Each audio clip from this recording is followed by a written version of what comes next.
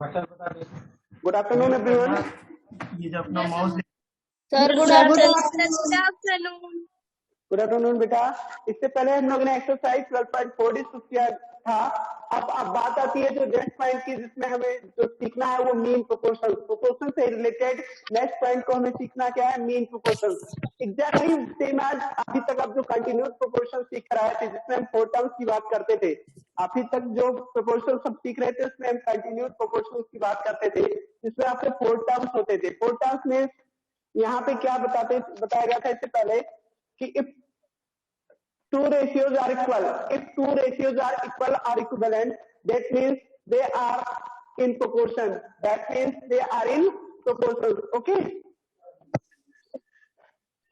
Yes sir.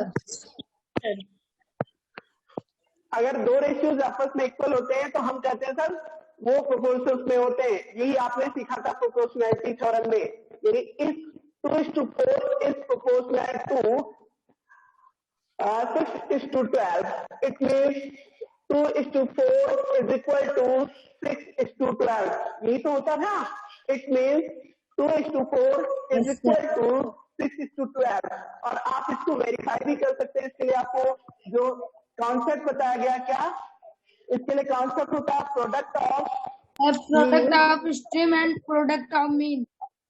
Yes बेटा, अगर इसे हमें वेरीफाई करना है तो क्या कैसे कर सकते हैं, product of mean is equal to क्या होना चाहिए, प्रोडक्ट ऑफ स्ट्रीम।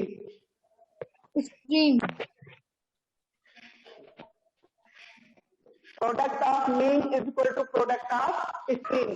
अब ये मीन और स्ट्रीम टर्म्स क्या होते हैं आपको ऑलरेडी क्लियर ही कराया गया था। जो फर्स्ट एंड लास्ट टर्म्स होते हैं, फर्स्ट एंड लास्ट टर्म्स होते हैं, इन्हें मीन टर्म्स बोला जाता है। ठीक है। और जो मिड टू टर्म्स होते हैं, यानी जो बीच के 2 टर्म्स होते हैं, इन्हें हम क्या बोलते हैं, मेन टर्म बोलते हैं। ठीक है। Yes sir. तो यहाँ से हमने ये सब चीजें सीखा। अब बात आती है sir main term, mean proportion क्या होता है। इसमें 3 टर्म्स की बात करेंगे। 3 टर्म्स कैसे, लेट्स से 3 टर्म्स की बात कर ले। इफ कहते हैं sir A comma B and C are in proportion, are in proportion. बेटा आर इन प्रोपोर्शन, 3 टर्म्स कैसे प्रोपोर्शन में हो सकते हैं, तो इट मीन्स यहाँ पे जो टर्म मिड टर्म्स होगा इसका 2 टाइम यूज करना होगा हमें। इट मीन्स ये मिड टर्म जो है बी, ठीक है, इसका दोनों में यूज किया गया, फर्स्ट रेशियो और सेकेंड रेशियो दोनों में यूज किया गया, और इसी को मीन प्रोपोर्शन बोलते हैं, जिसका दोनों में यूज किया जाएगा, मीन प्रोपोर्शन। आई होप आप लोगों को क्लियर हो गया होगा। मीन प्रोपोर्शन इसी को बोलते हैं, जो जब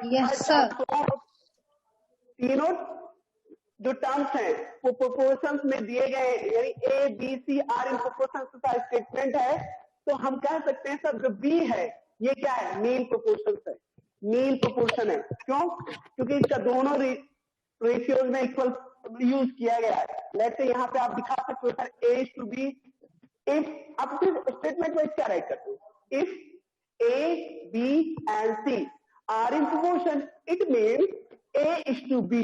क्या राइट करोगे, it means A is to B is proportional to B is to C। I hope ये बात आप लोगों को क्लियर हो गई होगी। It means yes, A is to B yes, is proportional to B is to C। Okay? Yes sir। बेटा जी A is to B is proportional to B is to C। एक चीज देख पा रहे हो, इसमें बी है, दोनों ही टर्म्स, दोनों ही रेशियोज में बी टर्म्स का यूज किया जा रहा है, तो ये मेन प्रोपोर्शन होता है, जिसका 2 बार यूज किया जा रहा है, 2 टाइम्स यूज कर रहे हैं हम जिस टर्म्स का, उसी को मेन प्रोपोर्शन बोलते हैं। तो आई होप ये आप लोगों का क्लियर हो गया होगा। चलिए इससे रिलेटेड पॉइंट को चेक करते हैं। Okay, yes sir.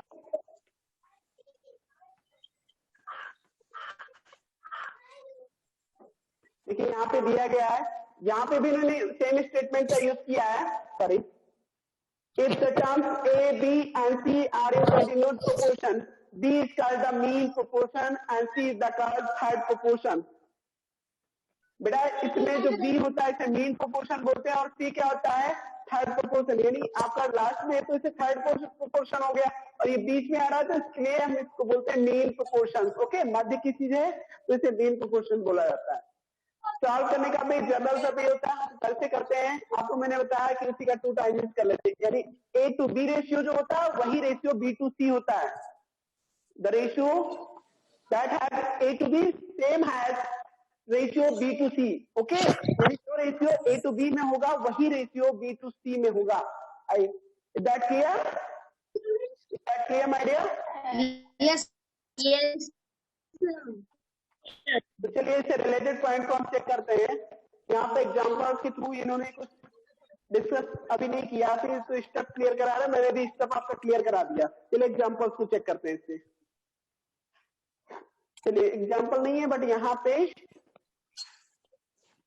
स्टेटमेंट को हम चेक करेंगे। ओके, स्टेटमेंट में क्या दिया गया बेटा जी?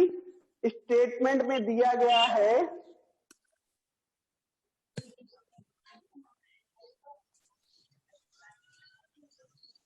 चलिए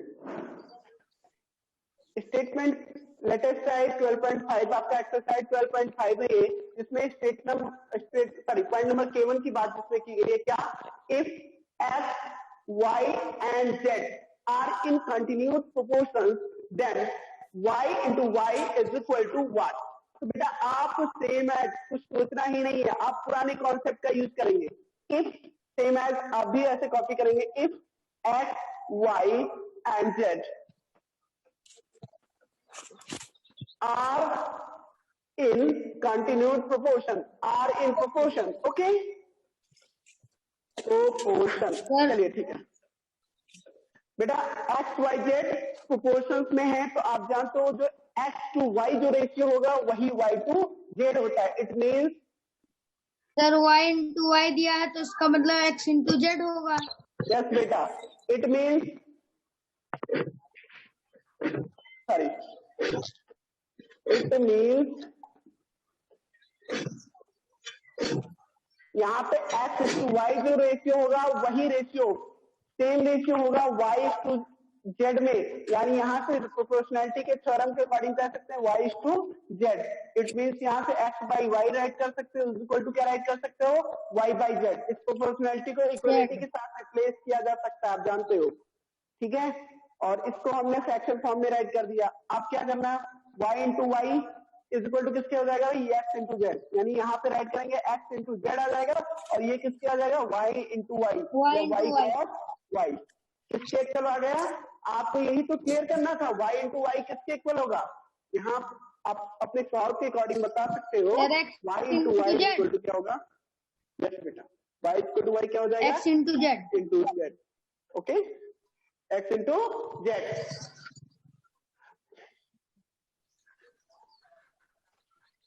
अभी तो क्या करना है? पॉइंट नंबर K2 की बात कर लें, सॉरी इससे रिलेटेड और भी कई सारे पॉइंट दिए गए हैं। Y का बेटा इसमें Y जो है X Y Z में देखो इसे क्या बोलते हैं? Mean proportion. जो बीच वाला होता है mean proportion. Sir mean proportion.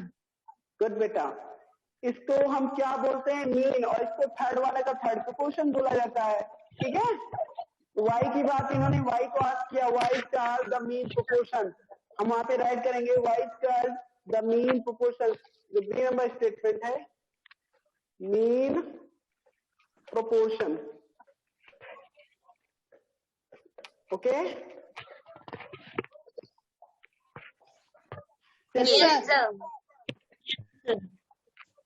Star, Z को क्या राइट करोगे बेटा जी? Z star extreme proportion, proportion या थर्ड प्रोपोर्शन। बेटा एक्सट्रीम प्रोपोर्शन और थर्ड प्रोपोर्शन, यहाँ पे थर्ड प्रोपोर्शन भी राइट किया जा सकता है, ठीक है। Yes sir. अभी इन्होंने कहा the consequence of the first ratio and the antecedent of the second ratio are the third ratio. The consequent of the first ratio and the antecedent third of the proportion second ratio, बेटा मैं बताता हूँ क्या होता है। Are, ठीक है, first second and third ratio. First ratio let से आप ए बी सी की बात कर ले रहे हैं, ए बी सी, तो इसका anti A to B right करेंगे और प्रोपोर्शनैलिटी किसके साथ दिखाएंगे, बी टू सी के साथ। अब देखो इन्होंने कहा sir the consequent of the first ratio and the antecedent of the second ratio, antecedent of the second ratio, भाई सेकेंड रेशियो का एंटीसीडेंट ये हो जाएगा, no no no no sorry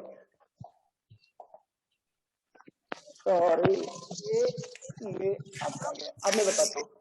Consequent of the first ratio and the antecedent of the second ratios are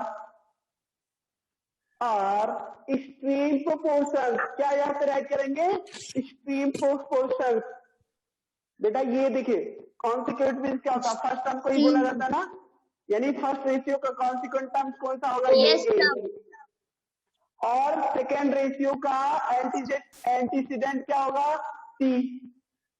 second ratio का antecedent क्या होगा, सी। Okay, तो ए और सी क्या है बेटा जी, ए और सी आपके एक्सट्रीम प्रोपोर्शंस होते हैं। कौन से प्रोपोर्शन है, extreme proportion. Extreme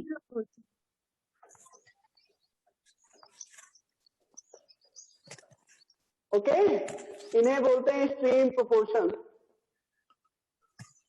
I hope ये पॉइंट आप लोगों का क्लियर हो गया होगा। Yes sir. यहाँ पे थर्ड प्रोपोर्शन राइट कर लेना, सी में थर्ड प्रोपोर्शन ही होगा। चलिए पॉइंट नंबर K2 की बात करेंगे। The first and third terms are given below, find their mean proportion. बेटा मीन प्रोपोर्शन निकालने का तरीका ये होता है, आप मीन को मान लेते हैं, लेट करेंगे, नहीं कुछ पता है तो आप करेंगे लेट से। यहाँ पे पॉइंट नंबर K2 का फर्स्ट पॉइंट बात कर लें जिसमें 9 दिया है और हम लेट करते हैं लेट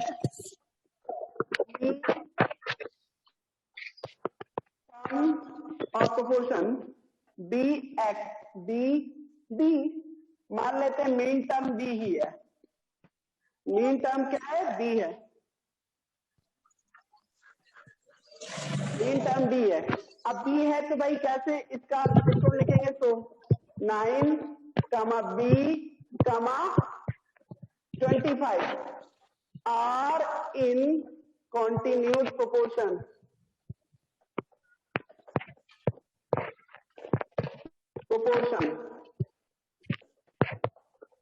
बेटा ये जो है 9B एंड 25 ये कैसे होंगे, कंटिन्यूस प्रोपोर्शंस में होंगे।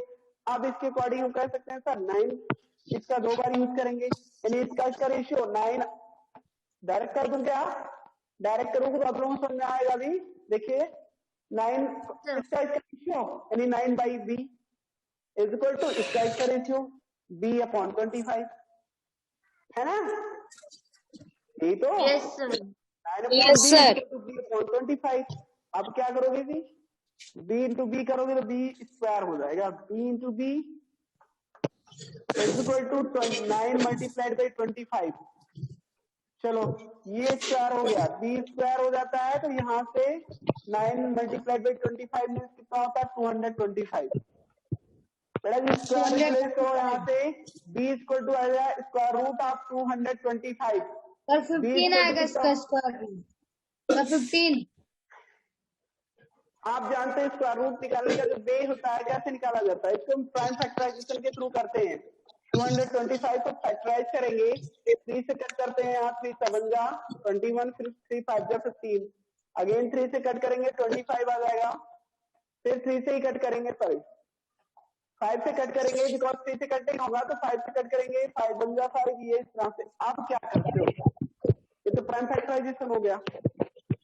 करेंगे क्या, इसको हम यहाँ पे पेयरिंग कर लेते हैं, factorization sorry square root find करने के लिए सेम फैक्टर का पेयरिंग करते हैं। यहाँ पे एक फैक्टर 3 का आ गया और एक फैक्टर 5 का आ गया, तो स्क्वायर से 15 आ जाएगा, यानी थर्ड प्रोपोर्शन क्या होगा, 15। इस मीन प्रोपोर्शन की बात किया गया, सॉरी थर्ड नहीं मीन प्रोपोर्शन की बात किया गया, तो उसमें मीन प्रोपोर्शन क्या होगा, 15। आई होप आप लोगों को बात समझ में आई होगी। Yes. इसमें ये याद किया गया, the first and third terms are given below, find their mean proportion. तो मीन प्रोपोर्शन निकालने के लिए दोनों जो फर्स्ट एंड लास्ट टर्म्स दिए गए हैं उन्हीं का मल्टीप्लाई करके स्क्वायर रूट फाइंड करना है। ठीक है, same base same process. I hope अब ये सारे जो रिमेनिंग पॉइंट्स आप लोग क्लियर करेंगे। ठीक है,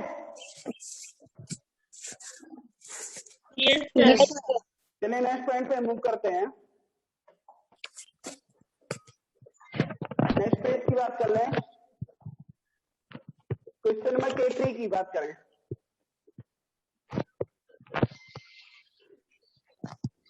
If the given pairs of numbers are in continuous proportion, find the third proportion of each pair for each pair। बेटा इसमें थर्ड प्रोपोर्शन फाइंड करना है। तो आप जानते हो ये मीन टर्म है, ये सेकंड वाला है, ये मीन टर्म होता है, ये सेकंड टर्म। जैसे 9, 12 लेट, यहाँ पे भी वही काम करना है। लेट करेंगे, let the third term be X Y Z, कुछ भी लेट कर लीजिए। Let the third term be X. मानते हैं कि वो थर्ड टर्म क्या होगा, एक्स होगा। देन अब यहां से राइट करेंगे, तो 9, 12 एंड थर्ड टर्म हमें हमारा X are in continued proportion. Continued proportion, ठीक है बेटा, कॉन्टिन्यूड प्रोपोर्शन हो गया।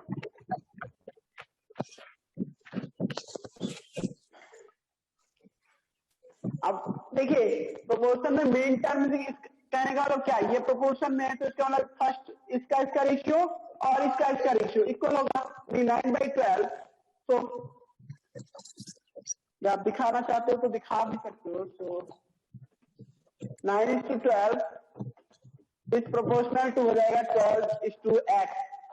ओके बेटा, 9:12 इज x। अब इसको फ्रैक्शन फॉर्म में राइट करेंगे, 9/12 इज इक्वल टू, यहाँ से प्रोपोर्शनैलिटी इज इक्वल टू के साथ रिप्लेस होगी 12/x। x ही निकालना है ना हमें, तो x निकालने के लिए इस x को यहाँ ट्रांसफर करो, 9 यहाँ, चलिए फिर x का यहाँ जाएगा तो 9x हो जाएगा और 12 मल्टीप्लाइड बाई 12 हो जाएगा। फिर x इक्वल टू फाइंड करना है, तो 12 मल्टीप्लाइड बाई 12 या 144 डिवाइड बाई क्या हो जाएगा, मल्टीप्लाइड बाई बैक साइड जाके डिवाइड हो जाएगा। 9 1 जा 9, 9 16 जा होता है 144। It means x equal to क्या आ गया, 16। ये थर्ड। आपको सेम बेस वही जो आप मीन टर्म फाइंड करना हो, थर्ड टर्म फाइंड करना हो, कुछ भी करना हो, बेस तरीका जो आपका एक ही है, इसमें कुछ अलग चीजें नहीं यूज करनी है, चीजें एक ही है बेटा, चाहे जैसे करो आप। ठीक है, कॉन्सेप्ट क्लियर होना चाहिए, कॉन्सेप्ट क्लियर होना चाहिए। चलिए नेक्स्ट पॉइंट की बात करते हैं। आई होप आप लोगों को ये पॉइंट क्लियर हो गया होगा। किसी को डाउट तो नहीं है इस चीज को लेकर, इस पॉइंट को लेकर किसी को डाउट तो नहीं है? No sir. ओके, चलिए नेक्स्ट पॉइंट।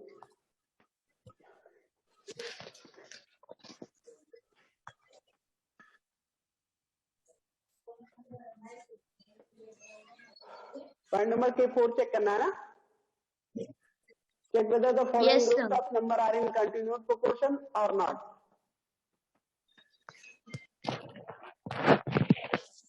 चलिए पॉइंट नंबर K4 का स्टेटमेंट क्या है देखते हैं। चेक वेदर, यस बेटा, check whether the following groups of number are in continuous proportion. आपको ये चेक करना है क्या जो दिए गए टर्म्स हैं, दिए गए सेट्स हैं, क्या ये कंटिन्यूअस प्रोपोर्शंस में है या नहीं है, देखना है हमें। तो इसके लिए इसकी प्रोपोर्शनैलिटी को चेक करना होगा। जिनके रेशियो आपस में इक्वल आ गए तो ठीक है, ये प्रोपोर्शंस में है कंटिन्यूअस, नहीं तो नहीं है।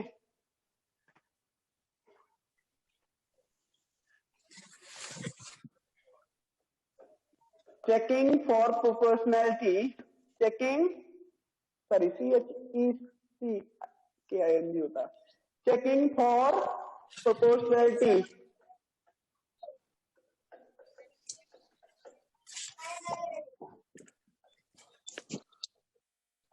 अब चेकिंग फॉर प्रोपोर्शनैलिटी यहां से आप क्या करोगे, ए नंबर दिया गया है 5, 10, 20, 5, 10, 20। आप देखो इसका रेशियो निकालो, ratio of first two term, ratio of first, यार फर्स्ट रेशियो ऐसा भी राइट कर सकते हैं, रेशियो फर्स्ट टर्म ही राइट कर दो।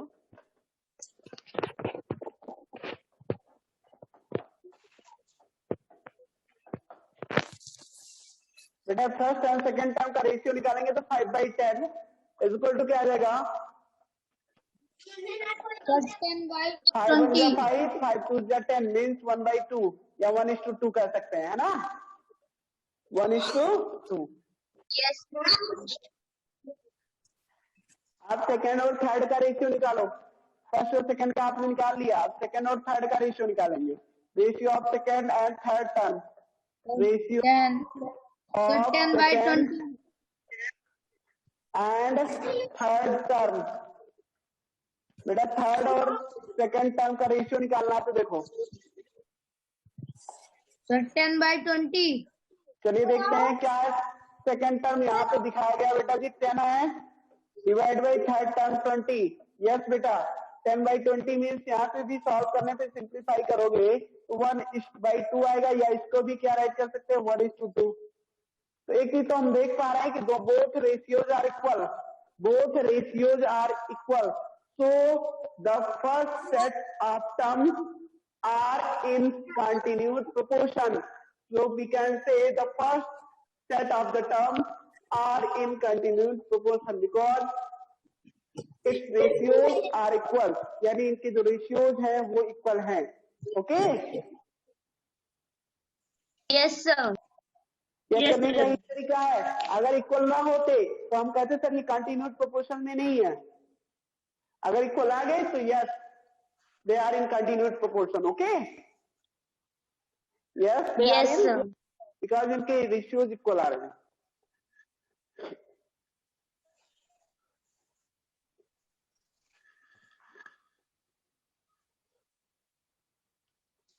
चलिए नेक्स्ट पॉइंट की बात करेंगे।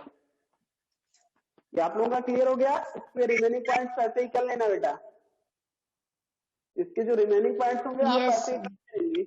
Yes sir.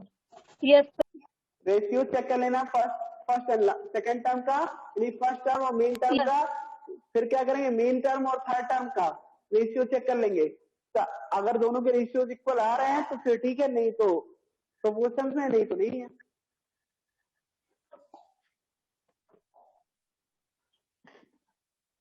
Point number H1 की बात करें, find the value of x if the number 8, 12 and 10 plus x are in continued proportion. बेटा चलो करके दिखाते हैं, क्या है 10 प्लस x, कह रहे हैं इफ, क्या क्या नंबर था, if 8, 12 and 10 plus x, 8, 12 and 10 plus x are in proportion, are in continued proportion, are in continued proportion। तो क्या करोगे बेटा, वही चीजें जो आप इससे पहले करके आए हो, क्या वही ना, इसका रेशियो और इसका रेशियो, ये मीन टर्म और फर्स्ट टर्म का रेशियो जो होगा वही मीन टर्म और थर्ड टर्म का रेशियो होगा। ठीक है, 8/12 इक्वल टू राइट करेंगे 12/10 प्लस x। बात इतनी क्लियर हो गई, इतनी बात क्लियर है ना? Yes sir. सिंप्लीफाई करना चाहते तो उसको यही सिंप्लीफाई कर लो। कैसे? थोड़ा सा और एडवांस कैलकुलेशन करना चाहते हो, थोड़ा सा स्मार्ट वर्क करना चाहते हो तो सिंप्लीफाई कर लिया करो पहले ही। ठीक है, यहां से करने का मतलब 4 2 8 और 4 3 12, ठीक है बेटा जी, इतना क्लियर है आप लोगों को? Yes sir. Yes sir. Yes sir. अब ये 2 मल्टीप्लाइड बाई, देखो ये 2 का जाके इसके साथ तो मल्टीप्लाई होगा,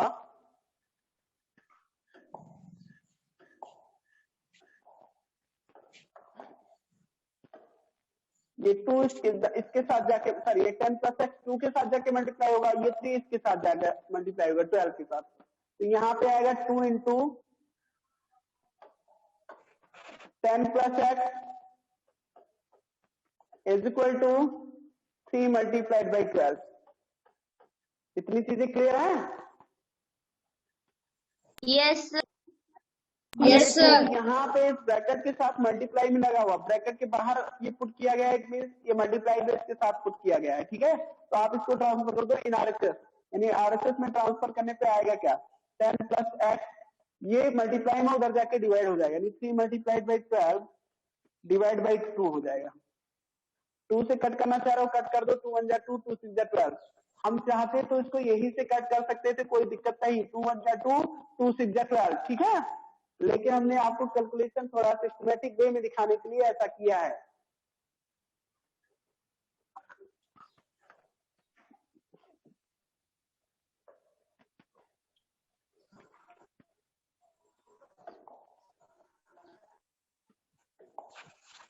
टेन प्लस एक्स इसको टू यहाँ 12 से इधर 36 और डिवाइड बाई इधर से क्या जाएगा 2, 2 1 जा 2, 2 18 जा 30, 18 तब भी आता। अब देखो यहाँ से 10 प्लस एक्स इसको टू 18 है, तो एक्स इसको टू क्या होगा, ये 10 प्लस में रहा, उधर जाके माइनस 18, ये प्लस 10 जाएगा तो माइनस 10 हो जाएगा, इसको टू 8।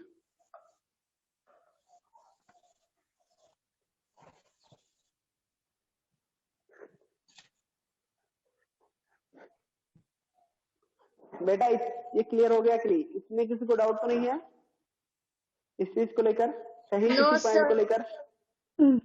No sir.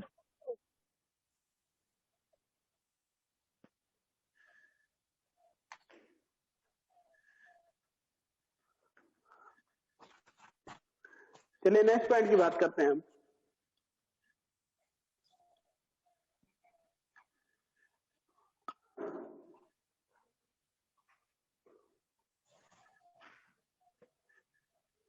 इसमें करना क्या, आपको S3 करके दिया गया, नहीं S2 डिस्कस करना। अभी हमने इससे पहले S1 पॉइंट डिस्कस किया है, अब S2 की बात कर ले।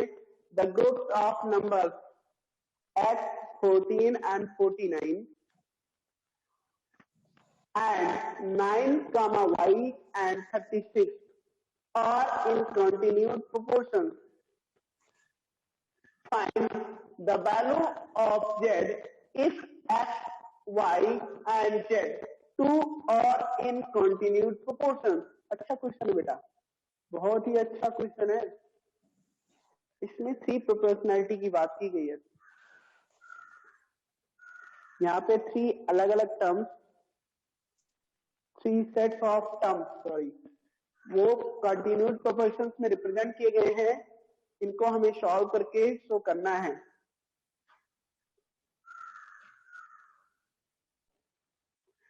तो अब हम बात करेंगे क्वेश्चन नंबर 2 की। इसमें एक रहे द ग्रुप ऑफ, चलिए पहले हम एक एक करके सॉल्व करते हैं। जिसमें दिया गया है x 14 and 49 are in continuous proportion। चलिए x,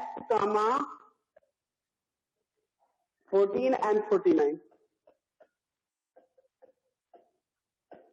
are in continued proportion, are in continued proportion।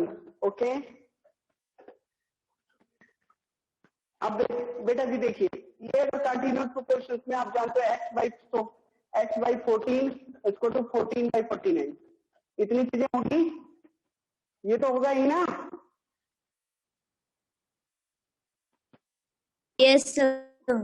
और कोई लोग नहीं कर पा रहे हो क्या? ना बोले तो और किसी की वॉइस नहीं आनी चाहिए।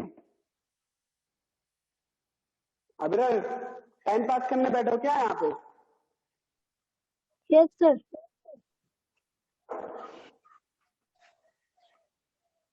यहाँ पे x14 and 49 are in continuous, तो यहाँ से x/14 इक्वल टू 14/49 ऐसा राइट कर सकते हैं। मीन टर्म का यानी इसका रेशियो इसके रेशियो इक्वल हो जाएगा। अब यहाँ से x इक्वल टू बात करें तो 14 मल्टीप्लाइड बाई 14 और डिवाइड बाई आपका 49 चल ही रहा है। डिवाइड बाई क्या चल रहा है 49, केवल इसी को ट्रांसफर कर दिया 14 को, बाकी सब कुछ वैसे ही है। अब करो इसको 7 से 7 2 जा 49, 7 7 जा, फिर 7 1 जा 7 2 जा 2 2 जा 4, यानी x इक्वल टू क्या आ गया 4। चलो x की वैल्यू तो हमने फाइंड कर दिया। सेम एज अब इन्होंने कहा सर यहाँ पे दूसरा सेट ऑफ टर्म्स दिया गया 9, y, 36, ये भी कंटिन्यूस प्रोपोर्शन में है। 9, y, 36, ये भी आर इन प्रोपोर्शन और इन कॉन्टिन्यूड प्रोपोर्शन।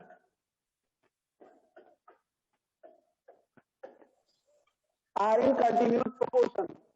तो देखो इसका जो रेशियो होगा 9/y इक्वल टू y/36, क्यों यही होगा ना मेन टर्म का इसके साथ रेशियो दोनों का Yes. होगा, यानी 9। अब देखो ये 36 इसके साथ जाके मल्टीप्लाई होगा, ये y इंटू वाई हो जाएगा। 9 मल्टीप्लाइड बाई 36 इक्वल टू क्या चलेगा y into Y. y into Y क्या हो जाता है स्क्वायर हो जाता है, y स्क्वायर इक्वल टू 36 9 का कितना होता है बेटा 216 होता है। अब 216 का स्क्वायर रूट निकालना है, सॉरी 216 थोड़ी ना होता है, 36 जब 216 होता है, मैंने 9 टाइम्स कर दिया। इसका आंसर आएगा 344 Sir, 324. Yes my dear 324 not 44। मैं भी थोड़ा सा कैलकुलेटिव नहीं रहा यहाँ पे है। 36 मल्टीप्लाइड बाई 9 इक्वल टू कितना आ जाएगा 324। अब इसका स्क्वायर रूट निकालोगे क्योंकि यहाँ से स्क्वायर रिप्लेस करोगे तो स्क्वायर रूट आ जाएगा, यानी स्क्वायर रूट निकालने पे 18 आएगा। 18 का स्क्वायर होता है 324। It means y equal to कितना आ गया 18। बेटा x y भी आपने y की वैल्यू फाइंड कर लिया, x ऑलरेडी आपको फाइंड था। अब क्या करना है देखते हैं, इन्होंने और भी कुछ बोला है, करें find the value of z if x, y and z2 are in continuous proportion। बेटा करें अब यदि x, y, z ये भी प्रोपोर्शंस में है तो z की वैल्यू बताइए। कर लोगे ना? अरे अब ये तो दोनों पता ही है ना आपका, ये नोन हो गया आपका, एक्स वाई तो आपको पता ही चल गया, एक्स वाई क्लियर हो गया ना? Yes. पहले इसको हम प्रोपोर्शनलिटी के फॉर्म में लिखें तो X by Y equal to right करेंगे वाई बाई जेड। चलो आप कर रहे हो sir X Z multiplied by Y into Y. Sir y into Y की वैल्यू तो हमने डायरेक्ट निकाला था, कितना था 324, कितना था 324 y इंटू वाई की वैल्यू है ना। y स्क्वायर की वैल्यू कितनी 324 रख दो यहाँ पे, पुट करेंगे यहाँ पे 324। और कुछ आपने निकाला था सर x भी पता है, x कितना पता है 4, x की वैल्यू भी पता है 4 इंटू जेड, तो z इक्वल टू क्या हो जाएगा 324 divide by 4।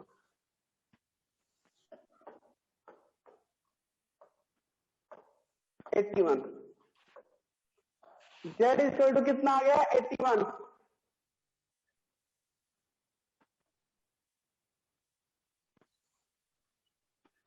z equal to कितना आया सॉल्व करने पे 81। क्लियर हो गई बात? सेम प्रोपोर्शनैलिटी थ्योरम का यूज करते हुए एक्स वाई निकाल लिया गया और फिर इसी एक्स वाई का वैल्यू का यूज जेड को फाइंड करने के लिए किया गया। ठीक है,